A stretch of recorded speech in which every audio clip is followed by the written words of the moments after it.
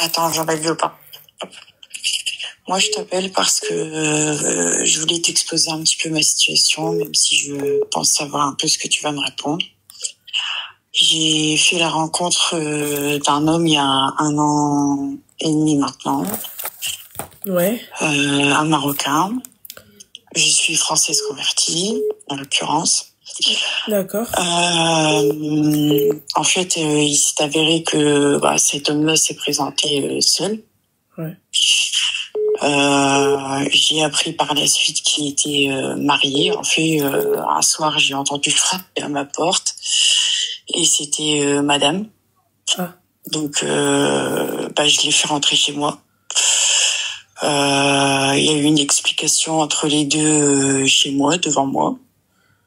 Ouais. Donc, en fait, apparemment, lui, ce qu'il me disait, c'était pas si faux que ça. Parce qu'en fait, elle m'avait contacté quelques jours avant pour me dire qu'elle avait découvert des messages, etc. Donc moi, je lui avais proposé de venir, sauf que elle est venue un peu à l'improviste. Ouais. Enfin bref. Du coup, il était là. Donc, il a dit, écoute, tant mieux que tu sois là, on va s'expliquer. T'es venu apparemment régler des comptes. Donc moi, j'étais choquée qu'il s'adresse comme ça à sa femme. Ouais. Bon, j'avais pas du tout idée de ce qui se passait chez eux, donc ils se sont expliqués devant moi. Apparemment, ça fait 2 ans qu'ils vivaient toujours ensemble, mais que ils voulaient pas se séparer. Lui, il voulait pas annoncer le divorce parce que sa maman était très malade. Ouais. Donc, il voulait préserver ça parce que c'était important pour sa maman qu'il n'y ait pas de divorce ou qu'il n'y ait pas de choc émotionnel, sachant qu'elle était très malade. Mhm. Donc ça, j'ai pu le comprendre. La seule chose que j'ai pas compris, c'est pourquoi quand il m'a rencontré, il m'a pas dit qu'il était marié. Au jour d'aujourd'hui, j'ai sa femme qui m'a contacté il y a 2 mois pour me dire qu'il avait quitté la maison, qu'ils étaient en instance de divorce, qu'elle me souhaitait tout le bonheur du monde avec lui, sauf qu'elle savait pas, mais moi j'avais rompu contact après l'échange qu'ils ont eu chez moi. Ouais. Et du coup, elle me dit, pourtant, moi, il m'a dit qu'il m'a avoué qu'il vous aimait, il m'a avoué tout ce que j'avais besoin de savoir. Maintenant que je sais, je vais pouvoir avancer. Donc moi, en fait, quand je l'ai reçue chez moi, j'ai eu tellement de peine pour elle que je me suis dit, je peux pas rester avec un homme qui est capable de faire ça à sa femme, malgré les explications qu'ils ont données, qu'ils couchaient plus ensemble depuis 2 ans, que lui, elle était amoureuse, mais lui ne l'aimait plus. Ils se sont passés des choses dans le couple qu'ils ont gardé pour eux. J'ai pas voulu savoir. Ça m'intéresse pas, c'est leurs histoires. Mais lui, il pouvait pas lui pardonner, mais il voulait pas divorcer pour ne pas faire de mal à sa maman. Sauf que sa maman vient de décéder. D'accord. Mais l'histoire a éclaté 2 semaines avant que sa maman décède. Son ex-femme a craqué. Elle est partie voir son ex-belle-mère, puisque son ex-belle-mère s'était rendu compte qu'il y avait un problème, que son fils avait quitté le domicile. Donc elle lui a dit la vérité, quoi, qu'elle avait découvert qu'il était avec moi, tata. Donc cette dame-là m'a appelée, elle m'a demandé de la rencontrer. Ouais. Elle m'a demandé quelle était ma relation avec son fils. Donc moi je lui ai expliqué qu'il s'était rien passé, que je l'ai fréquenté depuis 1 an, mais que je l'avais fréquenté plusieurs mois sur les réseaux sans le rencontrer, puisque je l'ai rencontré sur les réseaux. Je sais, c'est pas une chose à faire, mais je regrette fortement. Et aujourd'hui, je me retrouve dans une situation où il a perdu sa maman. J'ai beaucoup de peine pour ça parce qu'au final, il a respecté tout ce qu'il m'a dit. J'ai pas l'impression qu'il m'ait menti. Quand ils se sont expliqués devant moi, finalement, elle était d'accord avec ce qu'il disait. Donc, j'ai pas l'impression d'être la cause du divorce. J'ai beaucoup d'amour pour lui, mais je n'arrive pas à accepter le mensonge du départ. Donc lui, il me dit qu'il pouvait pas arriver en me disant voilà, je suis dans ça. Ça m'aurait fait peur. Ouais. Par contre, moi, j'estime qu'il aurait pu. Moi aussi, j'ai pas eu une vie facile. Moi aussi, j'ai eu un passé et je me suis confiée. J'ai pas eu honte de me confier. Je voulais qu'il sache où il mettait les pieds. Et lui, il a pas été honnête. Et j'ai du mal à pardonner ça Donc lui voudrait à l'heure actuelle continuer, faire le halal, tout ça, parce qu'il reste encore son père et Il a ses papiers? voilà. Oui, il a ses papiers. D'accord, ok. Donc je voudrais tes conseils, parce que je sais que là, pour le coup, je suis un peu perdue. Il me relance régulièrement, donc là, je lui ai dit que je voulais qu'on laisse Ramadan passer, parce que voilà, c'est un moment où chacun, il doit se reposer, chacun de son côté. Ouais. Et voilà. Qu'est-ce que je dois faire? Changer de mec, c'est trop compliqué. Ok, on est d'accord. C'est ce que je me suis dit à partir du moment où c'est pas facilité dès le départ. Merci, tu vois, voilà. Ok. Voilà. Tu vois, t'as compris. Toute seule, tu as compris, machin. Ouais, je me suis toujours dit, quand c'est pas facilité dès le départ, c'est qu'il y a un problème. Exactement. C'est qu'on essaie de me montrer que... Voilà, tu changes de mec et puis voilà, quoi. Et puis, j'espère que... voilà. Donc, je lui dis comment, parce que c'est quand même quelqu'un que je respecte beaucoup. Ouais. Surtout qu'il vient de perdre sa maman, donc le 27 janvier. Donc comment je peux juste mettre fin? Est-ce que tu peux juste me donner un conseil pour mettre fin sans ou peut-être attendre encore un peu, je sais pas. Mais si j'attends, il va me relancer. Avant de lui dire stop, quoi. Est-ce que je le fais maintenant ou est-ce que j'attends un petit peu? Ou est-ce que il faut là, le faire tout en sachant puis... que non, mais tu t'arrêtes de lui parler et t'arrêtes de trop lui parler, c'est tout. Tu t'arrêtes, voilà. Mais je donne une raison, je le bloque carrément, parce que le bloquer carrément, c'est quand même un manque de... Enfin, j'aimerais pas qu'on me bloque sans me dire pourquoi. Non, tu lui donnes une raison, bien évidemment. Ouais, je vous ai jamais dit de faire ça. Toujours. Non, c'est pour ça que je te demande conseil. Vous donnez une raison. D'accord. Voilà. Ok. Des explications, voilà. Tu parles, tu vois. Donc je lui dis que le mensonge du départ ça m'a pas plu, que j'arrive pas à passer au-dessus et que à partir du moment où c'est pas facile dès le départ pour moi ça peut pas aboutir sur quelque chose de bon. T'en as mis du temps, ma belle. Hein. Ouais, je sais. Après j'ai eu des soucis moi à côté donc voilà, j'ai des enfants à gérer. Ah, d'accord. Non, j'ai des enfants à gérer donc voilà, j'avais pas que lui à gérer. Il vivait pas chez moi tout ça hein, donc il me faisait croire qu'il avait son appartement au début, donc c'est ces mensonges-là qui sont pas passés. Même si après j'ai fini par comprendre pourquoi, voilà. Mais bon, je savais que t'allais me dire boycott, c'est pas facile dès le départ, donc laisse tomber. Voilà. Donc j'avais raison.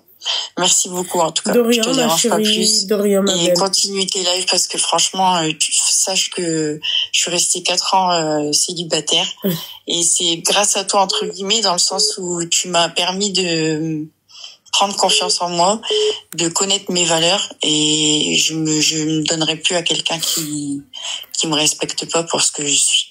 Eh ben écoute ma chérie, tant mieux ma belle. J'ai pas de sœur, j'ai pas de frère. Donc j'aurais aimé avoir une sœur comme toi qui me conseille. Merci ma chérie, t'es un amour ma belle. Continue ce que tu fais. Merci beaucoup ma chérie. Merci ma chérie. Qu'Allah te protège et félicitations pour ton mariage. Merci ma chérie. Qu'Allah vous accorde le meilleur. Merci Amine Habibti, merci ma chérie. Salam.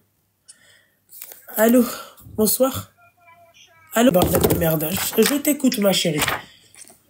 Moi, je t'appelle juste par rapport à l'histoire que je viens d'écouter. Je voulais juste faire un témoignage, tu vois. Ouais. Donc moi, tu vois, je suis d'origine égyptienne. Donc je suis née en France, mais j'ai grandi au bled, tu vois. Ouais. J'ai grandi au bled et tout. Après, je suis venue ici, etc. Bon, j'ai aussi grandi en France à moitié. Et en fait, j'ai rencontré quelqu'un et tout. Bon, je me suis mariée avec un mec du bled. Okay. Je l'ai fait venir ici, tu vois. Je l'ai fait venir ici et tout.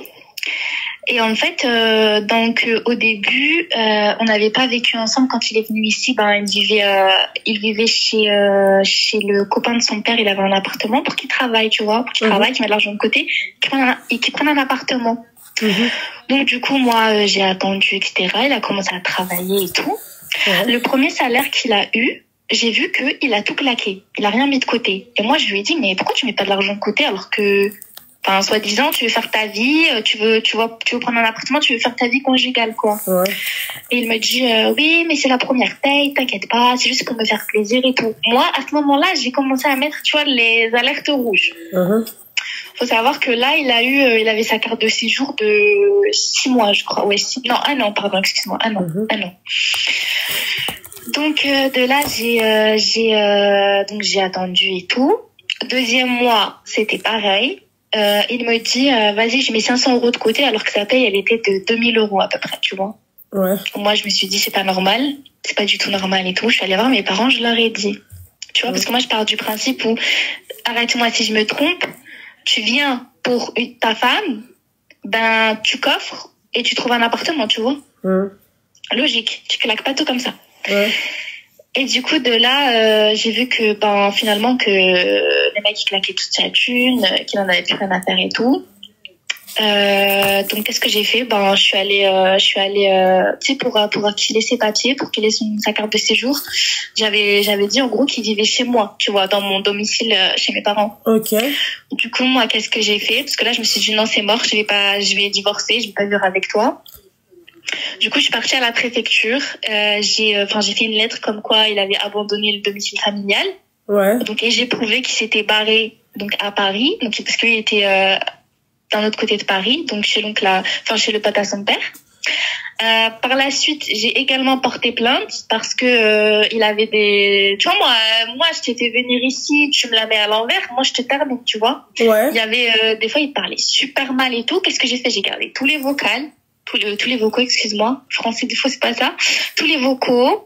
Je suis allée porter plainte, je suis allée à la préfecture, j'ai fait ma lettre, j'ai tout bloqué. Là, il y a 2 semaines, il devait renouveler sa carte de séjour, ils lui ont pas renouvelé. Au QTF, il s'est fait virer, il s'est fait dégager de France. Bah c'est très bien, voilà.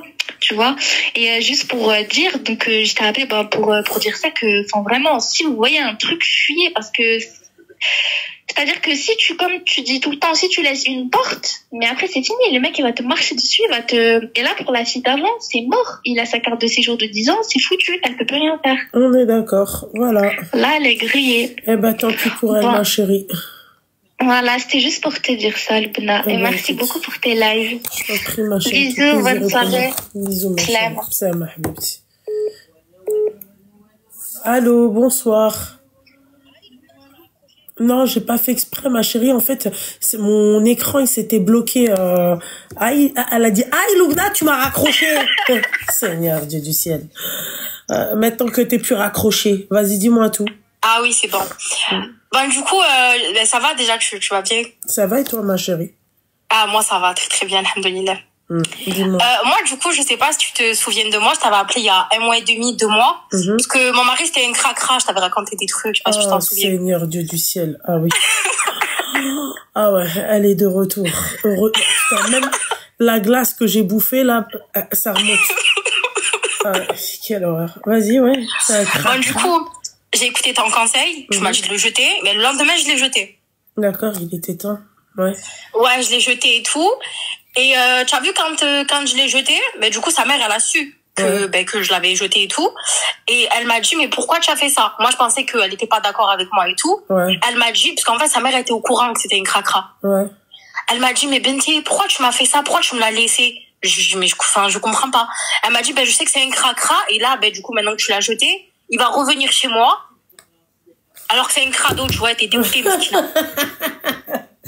Ah, les belles mamans. C'est une dinguerie, Mskina, elle aussi, elle était pas bien. Bon, bref, du coup, moi, je l'ai jeté et tout. Et tu as vu, moi, je suis une gadji, je perds pas de temps. Je perds pas de temps et tout. Là, il y a pas très longtemps, on m'a présenté quelqu'un. On m'a parlé de quelqu'un et tout. Sachant que je l'étais déjà 1 mois et demi par là. Donc, tu vois, ça fait pas très longtemps. Ouais. Sauf que tu as vu, moi, je suis pas une gadji, je suis pas amoureuse et tout. Tu as vu, je m'en fous, je l'ai déjà oublié. Tu as vu, je m'en pète un rêve complet. Ouais. Et du coup, on m'a présenté quelqu'un d'autre. Du coup, c'est ça, en fait, le problème. Moi, c'est un mec que je le connais et tout. Enfin, je le connais. C'est un bien grand mot. Enfin, je vois qui c'est. Et c'est un mec du bled aussi. Il faut préciser, c'est un mec du bled. Donc, du coup, là, c'était quand je suis allée au bled il y a 2 semaines. Samedi dernier, il est venu me retob. Il est venu, tout ça. Ouais, mabrouk. Et merci, c'est gentil. Et du coup, alhamdoulilah, tout se passe bien, tout ça. Et en fait, j'ai un petit souci et je sais pas trop comment faire. Le problème, en fait, c'est que, mais du coup, voilà, sa famille, ils sont venus. On a parlé de la dot, on a parlé de tout ça. Tout le monde est d'accord sur tout, alhamdoulilah, tu vois, il y a aucun problème. Mais, le seul hic, en fait, c'est que ma famille à moi, donc mes tantes, ma mère, mes cousines et tout, en fait, je vais pas te dire elles se mêlent trop, mais elles sont t'as pas investi. Tu vas me dire, mais c'est bien qu'elle soit investie et tout. Enfin, je préfère qu'elle soit investie que pas du tout. Mais en fait, parce que du coup, là, on prépare un peu la suite et tout ça. Et en fait, c'est pas c'est pas, elle me propose des choses ou elle donne des idées ou quoi. En fait, elle parle pour moi. C'est-à-dire que, genre, la dot, j'ai pas eu mon mot à dire. Ce que j'ai porté quand ils sont venus me retourner, j'ai pas eu mon mot à dire. J'ai rien dit, en fait. D'accord. Et pourquoi? Et là, comment? Pourquoi? Parce que, en fait, enfin, je sais pas comment, en fait, moi, ça me gêne de dire un truc parce que je les vois, elles sont tellement investies et tout, que du coup, tu vois, je dis rien, en gros. Ok. Parce que j'ai pas envie tu vois, j'ai pas envie de les vexer, tout ça. Enfin, ma mère, Skina, tu vois, elle est pas investie, tout ça. Et en fait, là, dans les préparatifs, genre, en fait, elles font un peu comme elles veulent, tu vois. D'accord. Mais du coup, le truc, c'est qu'il y a des choses, enfin, je suis pas forcément d'accord ou j'ai envie tu vois, de choisir moi ou quoi. Et en fait, je sais pas si je devrais les laisser faire ou si je devrais, du coup, leur dire, en fait, que je suis pas d'accord. Mais en fait, j'ai pas envie de les vexer. En fait, tu devrais tout simplement leur dire que c'est ton mariage et que c'est toi la principale concernée, c'est tout, ça va de soi, j'ai envie de te dire. Ouais, je sais, c'est ça, mais je sais pas, j'ai peur de les vexer. C'est pas de vexer ou pas. C'est, voilà. Parce que moi, en fait, je les vois, elles sont investies, tout ça, c'est pour ça que j'ai pas trop envie de... Ouais, non, mais ma chérie, tu parles avec ta mère calmement, tu dis écoute, moi ça me fait énormément plaisir que vous soyez investis pour mon mariage, mais j'aurais aimé quand même qu'on me consulte pour mon mariage parce que c'est mon mariage et que j'aimerais moi aussi mettre un peu ma patte dans mon mariage. Tu précises bien. Moi j'ai dû parler aussi comme ça avec tu vois. Je pense pas que ça va les vexer ou... J'en ai rien à foutre que ça vexe. C'est au bout d'un moment, il faut, tu vois, il faut rester à sa place. Tu vois, c'est toi-même, tu dois, moi, par exemple, je peux être très investie et tout, et puis voilà, tu vois, c'est tout, et c'est pas pour autant, tu vois, de m'imposer et voilà. C'est comme pour ma sœur, moi, à un moment donné, je me posais la question, je me suis dit, Alex, c'est son mariage qu'elle organise. Tu vois? Je lui ai dit. Ouais. Tu vois, par exemple, je lui disais, vas-y, elle était investie, hein. Je lui disais, mais qu'est-ce que tu me proposes, en fait, entre cette main-là, et cette main-là? Elle me disait ton oreille gauche. Non, mais, tu vois ce que j'ai envie de te dire? Ça, t'es trop investi pour moi. Je t'ai pas demandé de choisir selon toi tes goûts. Tu vois? Je te demande de choisir entre mes goûts à moi. J'ai deux robes, par exemple, qui me plaisent. Entre celle-ci et celle-ci, quelle est la plus belle? Entre la blanche et la violette. Elle va venir, elle va te dire la bleue. Tu vois? Ouais, c'est vrai. Voilà. Donc, au bout d'un moment, ma chérie, et je lui ai dit, une fois, et ça a été réglé. Maintenant, elle me dit, si ça te plaît, tu prends. Voilà. Ça me va, moi, si ça te plaît, tu me prends. Oui. Ça me plaît. Donc, je prends. Tu vois? Ouais, c'est vrai, tu as raison. Voilà, c'est tout. Voilà. Ouais. C'est tout. Ouais, je vais faire ça alors. Voilà. C'est tout, je crois que c'est tout ce que j'avais à te dire. C'est tout, ma chérie. Donc, en fait, ça veut pas dire que t'aimes pas ta famille, ça veut pas dire que quoi que ce soit, tu vois. Voilà, ça veut pas dire tout ça, mais ça veut tout simplement dire, ma chérie, que c'est ton mariage, c'est le plus beau jour de ta vie. Tu vas t'unir avec ton, tu vois, ta moitié. C'est pas J'espère qu'il sera pas dégueulasse celui-là. J'espère aussi. Putain, s'il est dégueulasse, ça veut dire que soi-même t'es dégueulasse. Désolée. Ah non, moi je suis pas dégueulasse. Ah si. Non, je suis pas dégueulasse. Non, pas du tout. Bon, mais ça va, je vais faire ça alors. Voilà. Tu vois ce que j'ai envie de te dire? Ouais. C'est tout, ma chérie. Donc, écoute, merci beaucoup, Loubna. De rien beaucoup, ma chérie. Et mabrouk, toi, pour le mariage aussi. Merci, mabrouk à toi aussi, Al-Habiba Diali. Merci, c'est gentil. Gros bisous. Gros bisous. Bisous, c'est elle. Non, mais si elle retombe sur un mimi cracra, excuse-moi, c'est qu'elle-même, c'est une crasseuse. Je suis désolée. Ah, c'en est assez, quand même.